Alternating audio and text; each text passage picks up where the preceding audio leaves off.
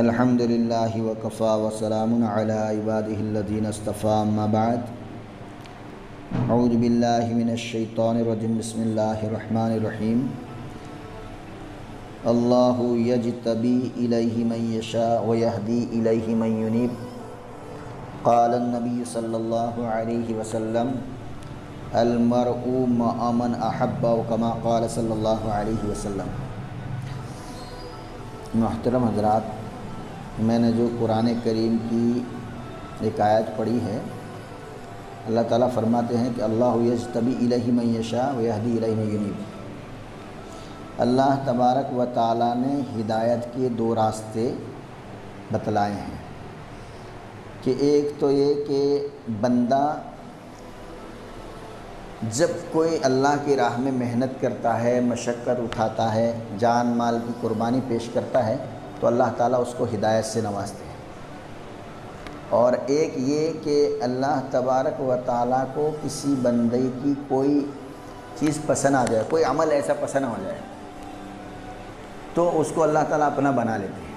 تو اللہ تعالیٰ نے ہر بندے کو اپنا بنانے کے لیے بہت سے راستے کھول رکھے ہیں، بہت سے، چاہے وہ کسی بھی بستی کا رہنے والا ہو یا کہیں کا رہنے والا ہو۔ اللہ تعالیٰ اپنی مخلوق سے، اپنے بندوں سے بہت محبت کرتا ہے۔ وہ چاہتا ہے کہ کسی طرح میرے بندے میرے بن جائیں۔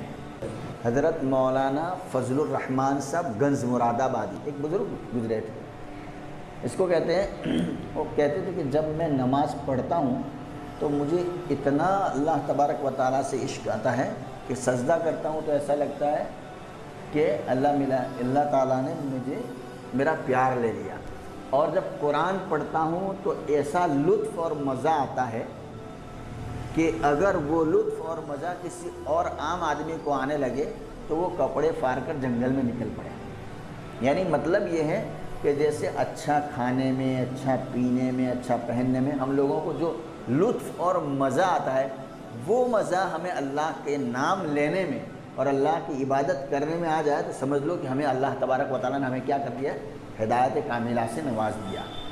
تو اللہ تبارک و تعالیٰ اس ہدایت دینے کے لیے اپنے بہت سے راستے کھول رہے ہیں۔ ہم اور آپ یہ سمجھتے ہیں کہ عالم، حافظ، قاری یا مولوی ہو وہی اللہ والا بن سکتا ہے، ایسا نہیں ہو سکتا، ایسا نہیں ہو سکتا۔ ہمارے بزرگوں میں سے حضرت حکیم الامت مجدد ملت حضرت مولانا اشرف علی تھانوی رحمۃ اللہ علیہ کے خلیفہ تھے، ان کا نام تھا خواجہ عزیز الحسن۔ وہ ڈپٹی کلکٹر تھے، انگریز کے زمانے میں ڈپٹی کلکٹر تھے، یعنی بہت بڑا عہدہ ہوتا تھا۔ وہ پہلے شرٹ پینٹ میں، ٹائی میں رہتے تھے، لیکن ایک مدت کے بعد لوگوں نے دیکھا کہ لمبا کرتا، پائجامہ اونچا اور ہاتھ میں تسبیح لیے ہر وقت اللہ اللہ کر رہے ہیں۔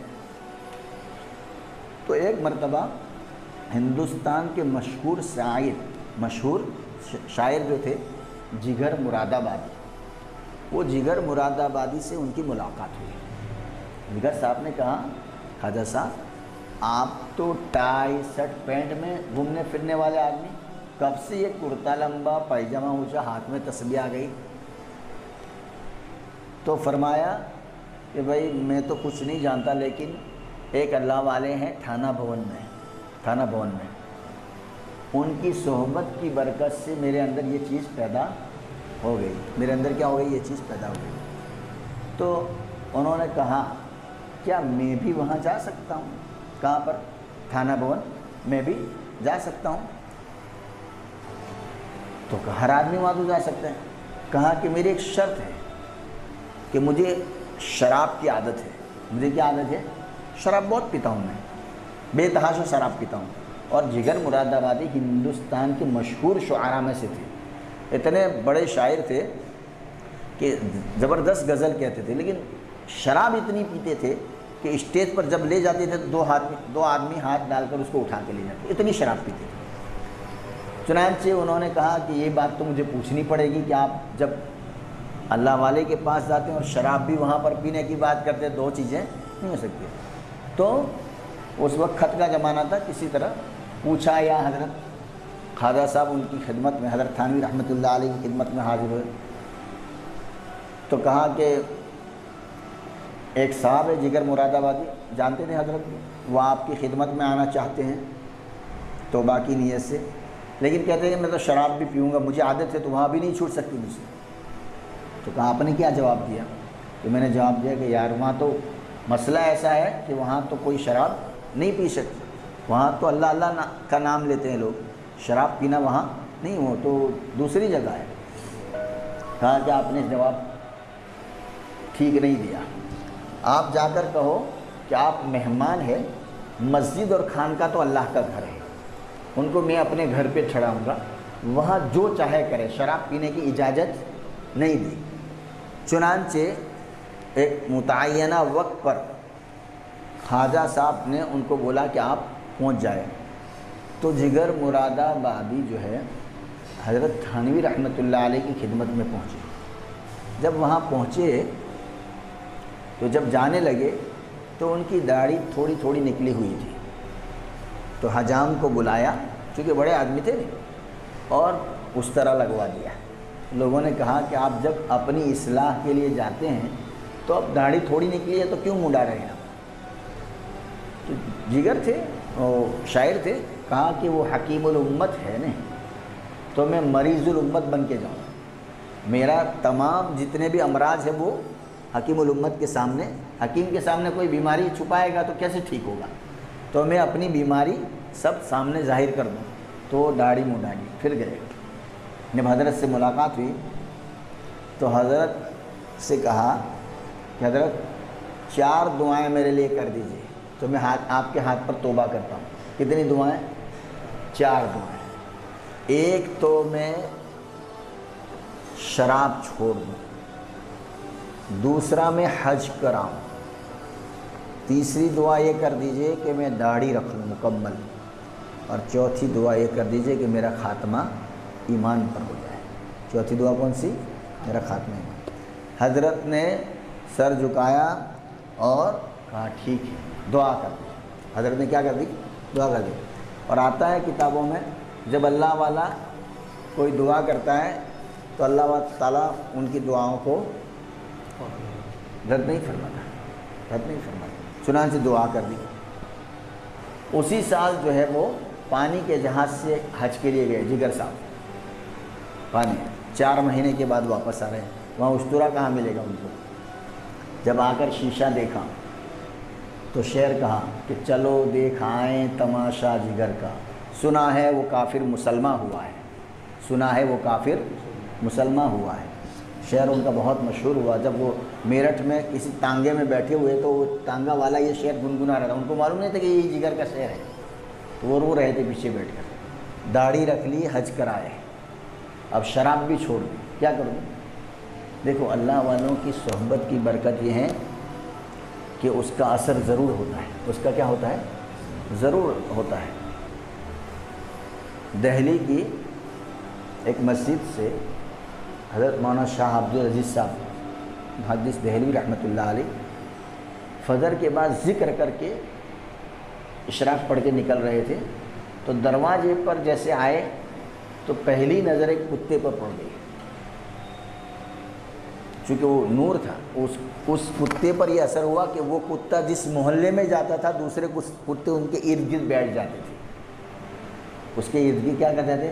بیٹھ جاتے تھے۔ اور تھانوی رحمۃ اللہ علیہ لکھا کہ جب ایک نیک آدمی کا اثر جانور پر پڑتا ہے تو ایک نیک آدمی کا اثر انسان پر کیوں نہیں پڑے گا؟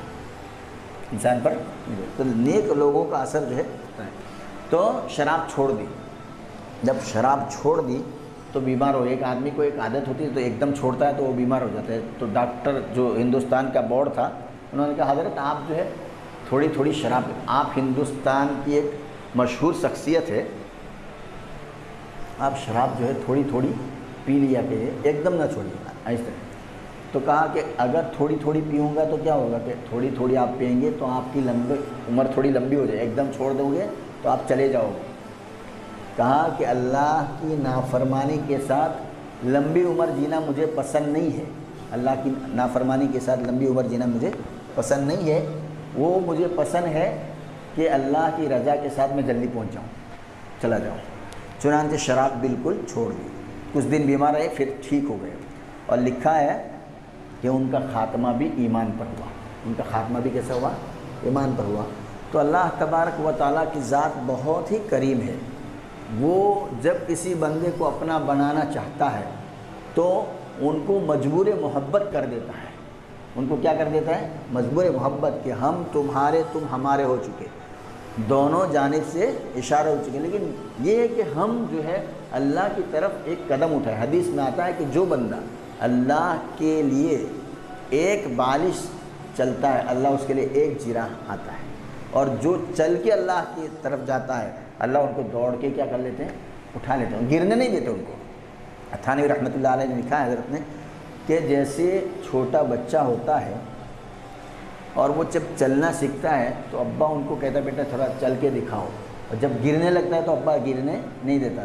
تو اللہ تعالیٰ تو کئی باپوں سے زیادہ شفیق ہے، وہ بندہ اللہ کی راہ میں چلنا سیکھے گا اور چلنا لگے گا اور کہیں جھول آئے گی وہ گرنے لگے گا تو اللہ اس کو گرنے نہیں دے، اس کو اٹھا لیں گے اللہ تعالیٰ۔ اس لیے فرمایا کہ بندہ کو چاہیے کہ اللہ کی راہ میں چلنے کی کوشش کرے، اللہ کی راہ میں کیا ہے؟ چلنے کی، اللہ والا بننے کی کوشش کرے۔ پھر دیکھو اللہ تعالیٰ کیسے راستے کھولتا ہے۔ قرآن کہتا ہے نا وَمَن يَتَّقِ اللَّهَ يَجْعَل لَّهُ مَخْرَجًا وَيَرْزُقْهُ مِنْ حَيْثُ لَا يَحْتَسِبُ، کہ جو بندہ اللہ کے خوف کے ساتھ زندگی گزارتا ہے، تقوی والی زندگی، وَمَن يَتَّقِ اللَّهَ يَجْعَل لَّهُ مَخْرَجًا، کہ اللہ تعالیٰ ان کے لیے راستے کھول دیں گے۔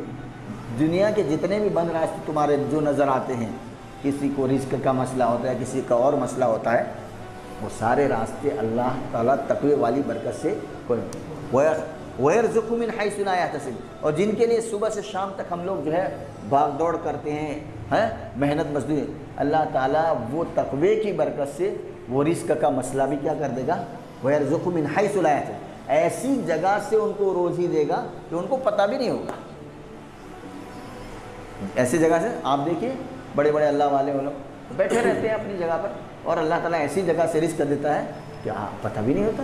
ایک آدمی صبح شام محنت کرتا ہے لیکن اللہ تعالیٰ، اور کیوں نہیں دے گا؟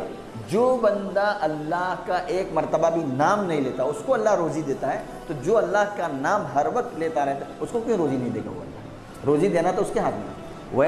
وَمَن يَتَّقِ اللَّهَ يَجْعَل لَّهُ مَخْرَجًا وَيَرْزُقْهُ مِنْ حَيْثُ لَا يَحْتَسِبُ، تو اللہ تبارک و تعالیٰ اپنے راستے کھول دے گا، لیکن شرط یہ ہے کہ ہمیں جو ہے اللہ سے ڈر کر زندگی گزارنی چاہیے، ہے نا؟ اللہ سے ڈر، اللہ کی نافرمانی والی زندگی سے بچنا چاہیے، اس کی مرضیات والی زندگی گزارو گے تو یہاں پر بھی راحت اور سکون ملے گا، اور مرنے کے بعد لامحدود زندگی ہے اس میں بھی سکون ملے گا۔